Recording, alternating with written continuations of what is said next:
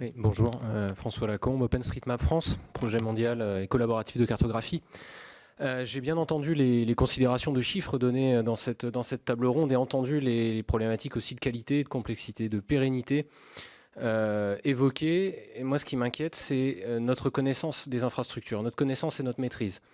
Aujourd'hui, on a un grave problème. Nous ne savons pas où sont nos infrastructures, nous ne savons pas où sont nos ponts, nous ne savons pas où sont nos réseaux.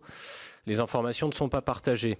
Les demandes légitimes de M. Quinquennel et de M. Molinos sur les données ouvertes sont également valables pour l'infrastructure.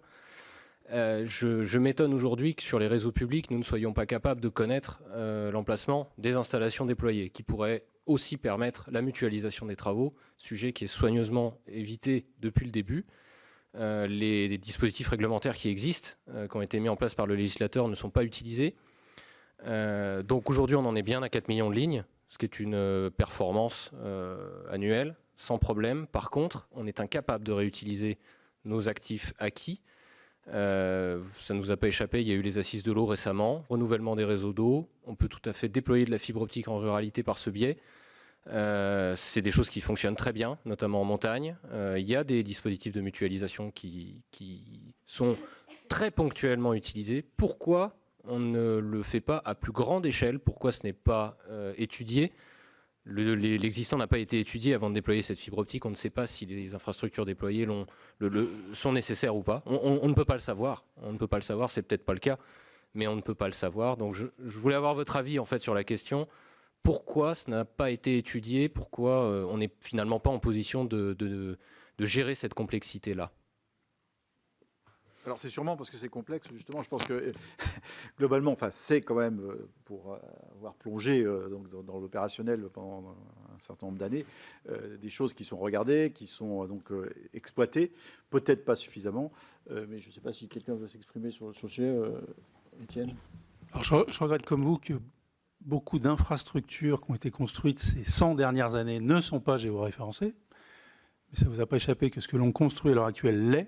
Donc on sait exactement où est-ce qu'on habite à l'heure actuelle.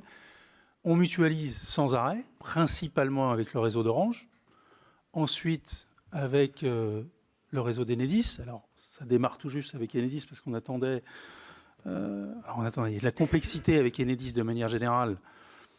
Néanmoins, ça s'améliore. Il y a encore du travail à faire. Et on utilise de plus en plus le réseau. Et quand je dis le réseau Enedis, c'est le réseau des syndicats d'énergie. En revanche, je partage votre point de vue pour l'eau. C'est une évidence qu'on pourrait tout à fait passer facilement des câbles optiques dans les réseaux d'eau, avec malgré tout toujours des problèmes sanitaires liés à l'eau potable, alors ce qui n'est pas vrai dans l'assainissement. Je suis d'accord, mais c'est facile à dire. Après, c'est plus difficile à faire accepter. Et au passage, je voudrais rebondir, je change de sujet, mais je ne l'ai pas dit tout à l'heure et je voulais le faire, j'ai oublié de le faire, c'était rebondir sur ce qu'avait dit Gilles Quinquennel sur les agences de l'eau. Et je suis complètement d'accord qu'on pourrait tout à fait coller au dispositif des agences de l'eau pour le numérique, parce que c'est quelque chose qui fonctionne remarquablement bien, pour autant qu'on n'aille pas taper dans la caisse. Mais quand les agences de l'eau sont normalement dotées, ça fonctionne effectivement très bien. Gilles, compléter. Oui, sur cette question, en fait, c'est un sujet essentiel que de la connaissance des réseaux. Ça vaut pour tous les réseaux. Il n'y a que celui-ci qu'on connaît mal, en fait. Donc ça passe par un système d'information partagé, en fait, par des SIG coordonnés, mutualisés. Aujourd'hui, sur un territoire, vous avez des SIG par les syndicats d'énergie, un autre par les agglos, un autre par les départements. Tout ça se parle plus ou moins. En fait. Moi, je ne suis pas technicien, mais je pense qu'il y a des solutions pratiques. On est à l'ère de l'open data. Ça paraît incroyable que sur ce sujet, il ne soit pas connu. Je sors d'une réunion ce matin où on s'interrogeait sur la propriété des fourreaux dans les lotissements. Alors moi, j'en sais rien. Mais ça paraît incroyable qu'on n'ait pas la connaissance de qui est propriétaire. Est-ce que vous connaissez un autre domaine en France, la propriété dans la Constitution française? Et on n'est pas capable de savoir qui est propriétaire. Ce n'est pas un problème financier. C'est un problème de responsabilité, de connaissance du territoire. Et que je sache, les réseaux, qu'ils soient déployés sous forme d'initiative publique ou privée, ils soient déployés sur des voiries, en aérien ou en souterrain. Les voiries, elles sont propriété des communes, propriété des départements quand c'est une route départementale, et on a inventé une propriété nouvelle sur les intercos quand c'est dans les zones d'activité. Enfin, j'ai toujours pas compris pourquoi, mais donc bref, on sait qui est propriétaire de voiries. Il faut repenser, à mon avis, les textes par le biais de la REDP sur les voiries Et si on travaille sur le sujet tout simple de voirie, vous devez avoir la connaissance de tout ce qu'il y a comme réseau. Eau, assainissement, électricité, téléphone, qu'il soit public ou privé. Donc c'est un sujet qui ne me paraît pas très complexe, mais pour autant, 10-15 ans plus tard, on ne connaît pas les réseaux. Ça paraît incroyable. Donc, très bien.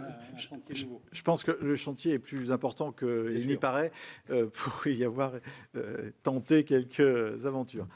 Oui, une question devant.